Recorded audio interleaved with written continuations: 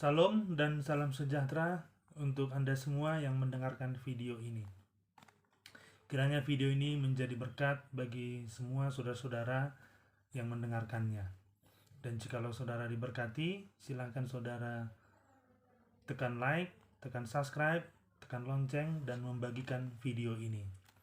Saya ingin membagikan renungan firman Tuhan bagi kita semua pada saat ini yang terambil dari surat Paulus kepada jemaat yang ada di Tesalonika dalam 1 Tesalonika 3 ayat 9 sampai 13. Sebelumnya mari kita berdoa. Terima kasih Tuhan, Engkau sudah memberkati kami. Kami bersyukur hari ini mau membaca, mendengarkan, dan melakukan firman-Mu. Kiranya Roh-Mu memberikan kemampuan kepada kami, memberikan kepada kami pengertian, sehingga kami dapat memahami firman Tuhan dan dapat melakukannya. Dalam nama Yesus kami berdoa, amin.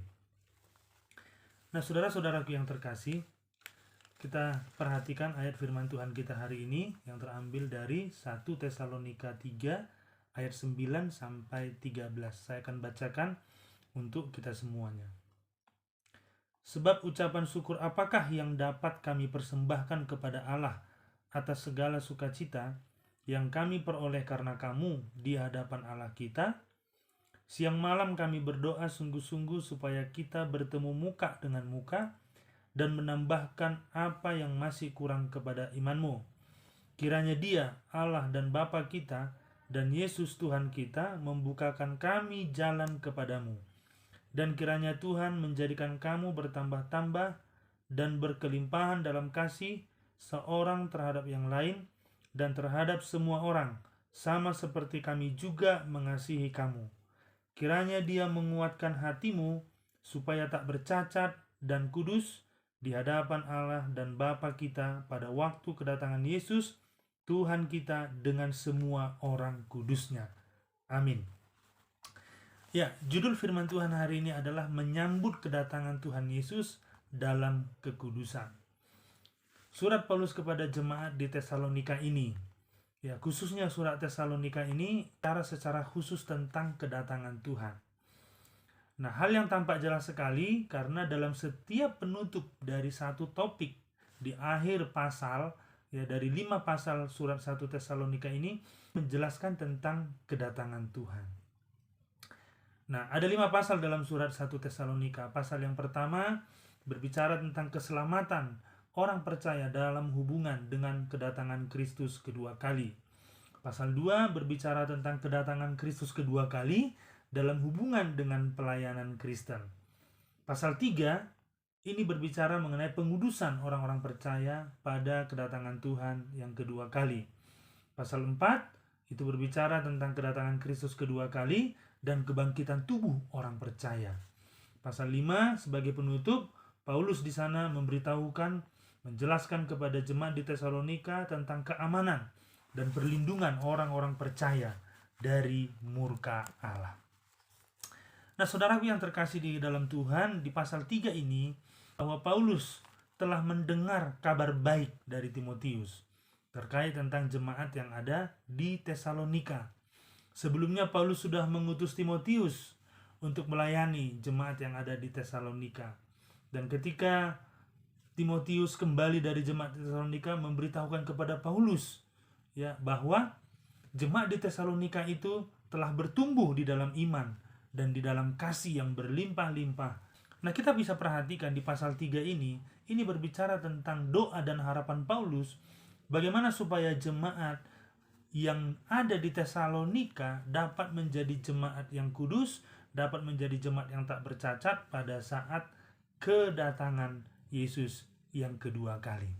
Ada kepuasan tersendiri dalam diri Paulus ketika dia mendengar kabar dari Timotius bahwa jemaat di Tesalonika itu, jemaat itu terus bertumbuh, terus berbuah di dalam iman dan di dalam kasih. Sehingga di dalam pasal 3 ini Paulus mengucap syukur kepada Allah. Dia berdoa kepada Allah. Dia mengucap syukur atas apa yang telah Allah kerjakan di dalam diri orang-orang percaya di Tesalonika.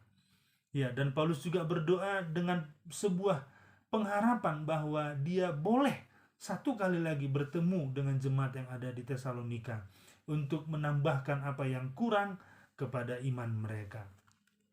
Nah, di ayat 9 sampai 13 ini adalah bagian kedua dari pasal 3 ini. Setelah Paulus mendengar dari Timotius kesaksian tentang pertumbuhan iman dan kasih jemaat yang ada di Tesalonika. Nah, di ayat 9 sampai 13 ini isinya adalah ucapan syukur Paulus dan pengharapannya. Apa yang bisa kita renungkan dari bagian ini? Nah, saya ingin menyampaikan kepada kita ada 3 hal yang bisa kita renungkan dari bagian ini. Yang pertama adalah apa yang disyukuri oleh Paulus. Di dalam ayat 9 dikatakan, sebab ucapan syukur apakah yang dapat kami persembahkan kepada Allah atas segala sukacita yang kami peroleh karena kamu di hadapan Allah kita. Nah, jelas bahwa Paulus di sini mengucap syukur. Apa yang disyukuri Paulus? Yang disyukuri Paulus di dalam ayat 9 ini dikatakan adalah jemaat yang ada di Tesalonika itu sendiri. Paulus bersyukur karena Allah telah mengerjakan segala sesuatu yang baik di dalam iman jemaat, di dalam hidup jemaat yang ada di Tesalonika. Kita lihat di dalam Kisah Para Rasul, kedatangannya ke Tesalonika sebenarnya tidak mudah. Dalam Kisah Rasul pasal 17, ada banyak orang-orang yang menentang Paulus, dan ada banyak juga orang yang membuat orang-orang di Tesalonika itu kacau. Dia membuat mereka ragu atas apa pemberitaan Paulus. Tetapi kekacauan yang terjadi di Tesalonika itu ternyata tidak membuat orang-orang di Tesalonika itu menyerah. Justru mereka menerima firman itu dengan rela hati dan mereka bertumbuh di dalam firman tersebut. Itulah yang diucapkan syukur oleh Paulus kepada Allah. Itulah alasan Paulus bersyukur kepada Allah, karena firman yang disampaikan Paulus kepada jemaat di Tesalonika itu telah bekerja di dalam diri mereka semua, di dalam hati jemaat yang ada di Tesalonika. Bahkan setelah Paulus tidak bersama-sama dengan mereka, Paulus juga mendengar dari Timotius bahwa firman Allah terus bekerja, bahwa firman Allah terus hidup di dalam hidup jemaat yang ada di Tesalonika. Inilah sukacita yang terbesar dalam diri Paulus yang disampaikannya kepada Allah. Dia berdoa supaya Allah terus memelihara, bahwa Allah terus melimpahkan kasih setianya kepada jemaat yang di Tesalonika. Nah, saudaraku, jemaat yang di Tesalonika ini adalah sukacita Paulus yang terbesar, yang sebelumnya juga dia sudah ucapkan di dalam pasal 2 ayat 19, di mana Paulus mengatakan, siapakah pengharapan kami atau sukacita kami atau mahkota kemegahan kami di hadapan Yesus Tuhan kita pada waktu kedatangannya, kalau bukan kamu. Jadi Paulus bersukacita karena jemaat. Jadi yang disukacitakan Paulus adalah jemaat di Tesalonika. Jemaat telah membuka hati untuk firman Allah, sehingga Roh Kudus bekerja di dalam hati mereka, sehingga Roh Kudus menjadikan mereka berkat. Tidak hanya jemaat yang ada di Tesalonika itu saja yang mengetahui bahwa mereka bertumbuh satu dengan yang lain, tetapi juga orang-orang di luar jemaat di Tesalonika. Siapakah kebanggaan hamba Tuhan? Siapakah kebanggaan seorang gembala, seorang pendeta di hadapan Tuhan? Kebanggaan dan sukacita mereka adalah ketika jemaat menerima firman Allah, ketika jemaat hidup dalam firman Allah. Apakah saudara adalah jemaat yang telah membuka hati untuk firman Allah? Kalau Anda adalah seorang Kristen yang membuka hati untuk firman Allah, maka Roh Kudus akan mengerjakan setiap firman Tuhan yang pernah saudara dengar, yang sedang saudara dengar, untuk berbuah-buah di dalam kehidupan saudara.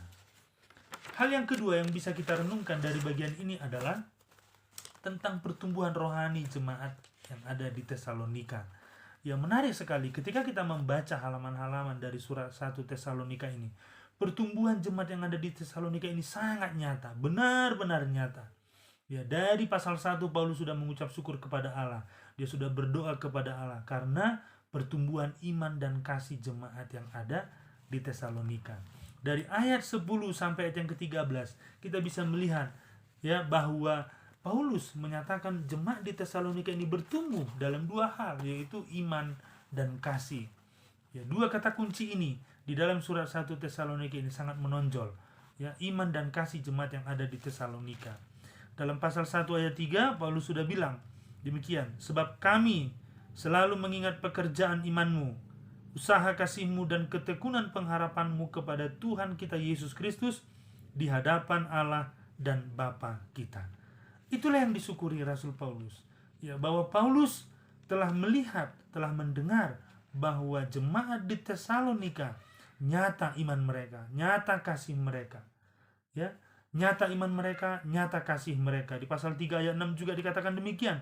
Tetapi sekarang setelah Timotius datang kembali dari kamu dan membawa kabar yang menggembirakan tentang imanmu dan kasihmu, dan bahwa kamu selalu menaruh kenang-kenangan yang baik akan kami dan ingin untuk berjumpa dengan kami seperti kami juga ingin untuk berjumpa dengan kamu. Ada kabar yang menggembirakan. Tentang apa? Tentang iman dan kasih jemaat yang di Tesalonika. Sungguh sebuah pujian yang tulus dan ucapan syukur yang besar dari Paulus kepada Allah. Paulus tidak memuji jemaat yang ada di Tesalonika karena hal-hal yang jasmani. Paulus tidak memuji jemaat di Tesalonika karena keberhasilan mereka, ya mungkin dalam hal usaha, dalam hal kekayaan atau yang lain-lain. Tetapi Paulus memuji jemaat di Tesalonika. Dia mengucap syukur kepada Allah karena jemaat di Tesalonika bertumbuh dalam iman dan kasih yang berlimpah. Luar biasa sekali. Inilah yang disyukuri oleh Paulus. Ya, jemaat itu terus bertumbuh. Jemaat itu terus hidup di dalam iman dan kasih yang bisa dirasakan oleh sesama jemaat dan juga oleh orang-orang lain. Sehingga di ayat 10 dia katakan, siang malam kami berdoa sungguh-sungguh supaya kita bertemu muka dengan muka dan menambahkan apa yang masih kurang pada imanmu. Di ayat 12, kiranya Tuhan menjadikan kamu bertambah-tambah dan berkelimpahan dalam kasih seorang terhadap yang lain dan terhadap semua orang, sama seperti kami juga mengasihi kamu. Apakah saudara adalah orang-orang yang sedang bertumbuh dalam iman dan kasih? Tuhan mau, ya, sebelum dia datang kedua kali, dia melihat ada iman, ada kasih yang bertumbuh di dalam kita. Ada iman dan kasih yang tidak pura-pura, tetapi bisa dirasakan oleh lingkungan kita sendiri lebih dahulu, keluarga kita, jemaat, sampai kepada semua orang. Itulah yang Tuhan mau, dan itulah yang didoakan Paulus. Dia sampai menggunakan kata siang malam kami berdoa. Jadi di dalam hati Paulus, dia selalu teringat kepada jemaat yang ada di Tesalonika, dan dia selalu mendoakan jemaat yang ada di Tesalonika agar mereka terus bertumbuh, agar mereka terus hidup di dalam iman dan kasih. Yang ketiga, saudaraku, kita melihat di sini pengharapan Paulus. Ya, Paulus dikatakan di sana dia mengucap syukur kepada Allah dan dia berharap ingin berjumpa lagi dengan jemaat yang ada di Tesalonika.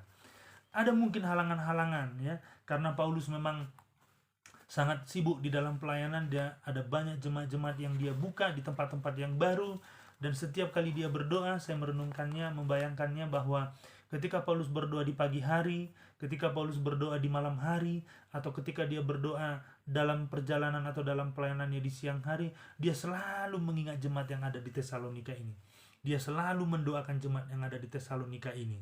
Kabar itu begitu terngiang di dalam pikirannya, ya, dan di dalam hatinya tersimpan, ya, sehingga dia selalu mendoakan kapan aku dapat bertemu dengan jemaat di Tesalonika ini untuk menyampaikan apa yang masih kurang pada iman mereka. Nah, dikatakan di situ bahwa Paulus ingin menambahkan apa yang masih kurang pada iman mereka. Apakah itu? Ini harapan Paulus, ya. Tidak terlalu dijelaskan memang apa yang kurang terhadap iman mereka. Tetapi bisa kita melihat karena mereka sudah sangat bertumbuh di dalam iman, tentu ini tidak berkaitan dengan iman apakah mereka sudah diselamatkan atau tidak. Tetapi ada rahasia-rahasia yang ingin disampaikan Paulus yang dia terima dari Allah sebagai penyataan untuk disampaikan kepada jemaat yang ada di Tesalonika. Paulus adalah rasul. Dia adalah seorang yang dipakai Tuhan dengan luar biasa.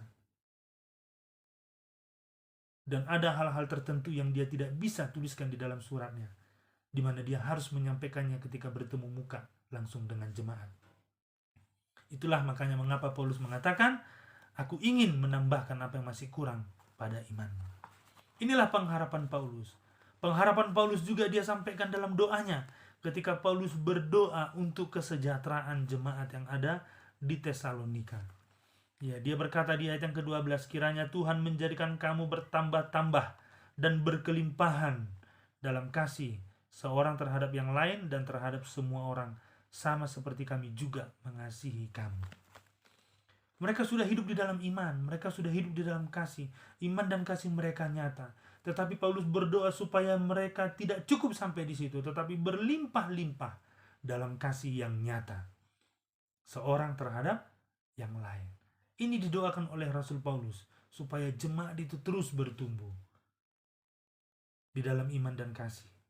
Paulus berdoa agar jemaat menjadi kudus juga dan menjadi tak bercacat sampai pada waktu kedatangan Yesus yang kedua kali. Ayat 13 dikatakan demikian.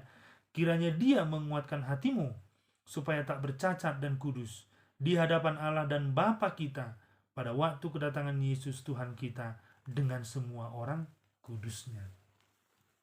Saudara, bisa kita lihat di sini ya, apa yang diharapkan oleh Paulus. Paulus mau dan dia terus berdoa kepada Tuhan agar jemaat ini terus berlimpah-limpah dalam iman, dalam kasih, dan mereka siap menghadapi kedatangan Tuhan, yang menjadi jemaat yang kudus dan tidak bercacat. Amin, saudara. Apakah kita menyadari betapa besar kasih Allah kepada kita? Apakah kita menyadari betapa besar kasih-Nya yang telah Dia tunjukkan dengan mati di Golgota, menebus kita, mengangkat kita menjadi anak-anak-Nya? Allah mau kita tidak hanya menjadi penerima berkat, tetapi kita juga dapat menjadi berkat. Kita dapat berbagi iman dan kasih kepada orang lain. Saya berdoa supaya semua saudara yang mendengarkan video ini diberkati Tuhan, supaya semua saudara dapat bertumbuh di dalam iman dan kasih menjelang kedatangan Tuhan kali yang kedua. Dalam menyambut kedatangan Tuhan Yesus kedua kali, kita perlu terus menantikannya, dan kita perlu terus hidup di dalam iman dan kasih yang bertumbuh. Tuhan memberkati. Kita berdoa. Terima kasih untuk renungan firman Tuhan ini. Hamba berdoa supaya kami semua yang mendengarkannya diberkati Tuhan. Iman dan kasih yang sudah Tuhan tanamkan di dalam diri kami, di dalam Yesus Kristus, kami dapat kerjakan. Ada sebuah usaha kasih supaya Tuhan, orang lain dapat melihat bahwa Tuhan sudah memberkati kami, Tuhan sudah menolong kami juga dapat menjadi berkat dalam iman dan kasih. Tumbuhkan, kembangkan iman dan kasih kami Tuhan, satu terhadap yang lain, di antara sesama orang percaya, terlebih lagi Tuhan kepada semua orang. Tuhan memberkati semua orang-orang yang mendengarkan video ini, kiranya mereka menjadi orang-orang Kristen yang bertumbuh di dalam iman dan kasih kepada sesama dan kepada Allah. Tuhan kiranya dipermuliakan. Di dalam nama Tuhan Yesus Kristus kami berdoa dan mengucap syukur. Amin. Terima kasih saudara sudah mendengarkan video ini. Kiranya saudara diberkati. Tidak lupa, kalau saudara diberkati, silahkan tekan like, tekan subscribe, tekan lonceng, dan saudara bisa membagikannya. Salam